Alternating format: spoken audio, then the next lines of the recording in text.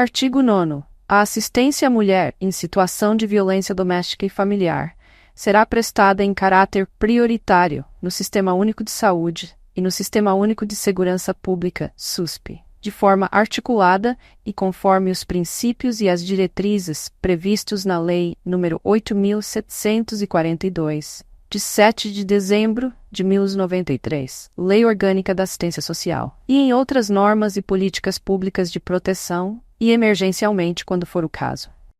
Parágrafo 1º. O juiz determinará, por prazo certo, a inclusão da mulher em situação de violência doméstica e familiar no cadastro de programas assistenciais do governo federal, estadual e municipal. Parágrafo 2º. O juiz assegurará a mulher em situação de violência doméstica e familiar para preservar sua integridade física e psicológica. Inciso 1. Acesso prioritário à remoção quando servidora pública, integrante da administração direta ou indireta. Inciso 2. Manutenção do vínculo trabalhista, quando necessário o afastamento do local de trabalho, por até 6 meses. Inciso 3. Encaminhamento à assistência judiciária, quando for o caso, inclusive para eventual ajuizamento da ação de separação judicial, de divórcio, de anulação de casamento ou de dissolução de união estável perante o juízo competente. Parágrafo 3º.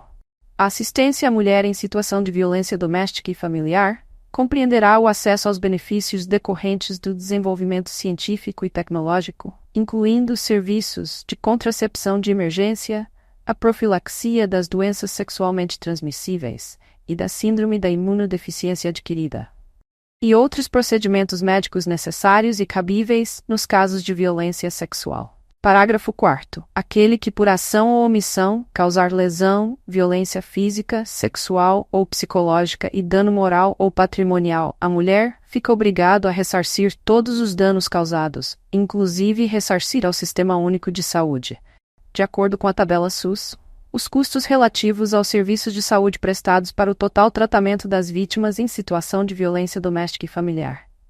Recolhidos os recursos assim arrecadados ao Fundo de Saúde do ente federado responsável pelas unidades de saúde que prestarem os serviços. Parágrafo 5º.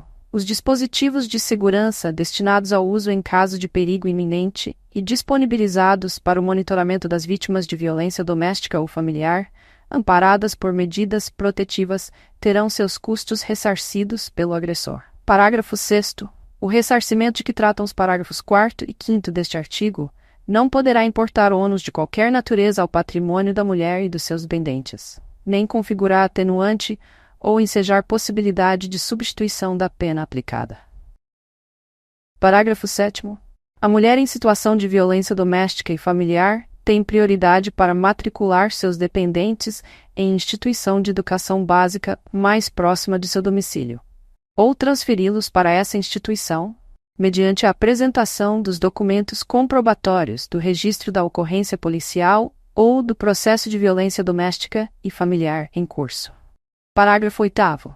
Serão sigilosos os dados da ofendida e de seus dependentes matriculados ou transferidos conforme o disposto no parágrafo 7º deste artigo, e o acesso às informações será reservado ao juiz, ao Ministério Público e aos órgãos competentes do Poder Público. Artigo 10.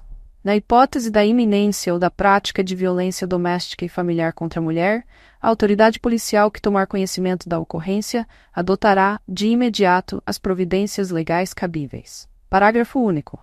Aplica-se o disposto no caput deste artigo ao descumprimento de medida protetiva de urgência deferida.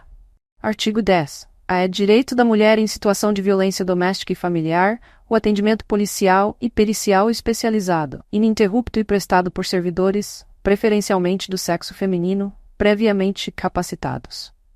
Parágrafo 1º. A inquirição de mulher em situação de violência doméstica e familiar ou de testemunha de violência doméstica, quando se tratar de crime contra a mulher, obedecerá às seguintes diretrizes. Inciso 1. Salvaguarda da integridade física, psíquica e emocional da depoente, considerada a sua condição peculiar de pessoa em situação de violência doméstica e familiar. Inciso 2. Garantia de que, em nenhuma hipótese, a mulher em situação de violência doméstica e familiar, familiares e testemunhas terão contato direto com investigados ou suspeitos e pessoas a eles relacionadas. Inciso 3. Não revitimização da depoente, evitando sucessivas inquirições sobre o mesmo fato nos âmbitos criminal, civil e administrativo, bem como questionamentos sobre a vida privada. Parágrafo 2º. Na inquirição de mulher em situação de violência doméstica e familiar, ou de testemunha de delitos de que trata esta lei, adotar-se-á preferencialmente o seguinte procedimento. Inciso 1. A inquirição será feita em recinto especialmente projetado para esse fim, o qual conterá os equipamentos próprios e adequados à idade da mulher em situação de violência doméstica e familiar ou testemunha, e ao tipo e à gravidade da violência sofrida. Inciso 2. Quando for o caso, a inquirição será intermediada por profissional especializado em violência doméstica e familiar, designado pela autoridade judiciária ou policial. Inciso 3. O depoimento será registrado em meio eletrônico ou magnético, devendo a degravação e a mídia integrar o inquérito. Artigo 11. No atendimento à mulher em situação de violência doméstica e familiar, a autoridade policial deverá, entre outras providências: inciso 1. Garantir proteção policial, quando necessário, comunicando de imediato ao Ministério Público e ao Poder Judiciário. Inciso 2. Encaminhar a ofendida ao hospital ou posto de saúde e ao Instituto Médico Legal. Inciso 3. Fornecer transporte para a ofendida e seus dependentes para abrigo ou local seguro, quando houver risco de vida. Inciso 4. Se necessário, acompanhar a ofendida para assegurar a retirada de seus pertences do local da ocorrência ou do domicílio familiar. Inciso 5. Informar a ofendida os direitos a ela conferidos nesta lei e os serviços disponíveis, inclusive os de assistência judiciária, para o eventual ajuizamento perante o juízo competente da ação de separação judicial, de divórcio, de anulação de casamento ou de dissolução de união estável. Artigo 12. Em todos os casos de violência doméstica e familiar contra a mulher, feito o registro da ocorrência, deverá a autoridade policial adotar de imediato os seguintes procedimentos, sem prejuízo daqueles previstos no Código de Processo Penal. Inciso 1. Ouvir a ofendida, lavrar o boletim de ocorrência e tomar a representação a termo, se apresentada. Inciso 2. Colher todas as provas que servirem para o esclarecimento do fato e de suas circunstâncias. Inciso 3. Remeter no prazo de 48 horas, expediente apartado ao juiz com o pedido da ofendida para a concessão de medidas protetivas de urgência. Inciso 4. Determinar que se proceda ao exame de corpo de delito da ofendida e requisitar outros exames periciais necessários. Inciso 5. Ouvir o agressor e as testemunhas. Inciso 6. Ordenar a identificação do agressor e fazer juntar aos autos sua folha de antecedentes criminais, indicando a existência de mandado de prisão ou registro de outras ocorrências policiais contra ele. Inciso 6. A verificar se o agressor possui registro de porte ou posse de arma de fogo e, na hipótese de existência, juntar aos autos essa informação, bem como notificar a ocorrência à instituição responsável pela concessão do registro ou da emissão do porte, nos termos da Lei nº 10.826, de 22 de dezembro de 2003. Inciso 7. Remeter no prazo legal os autos do inquérito policial ao juiz e ao Ministério Público.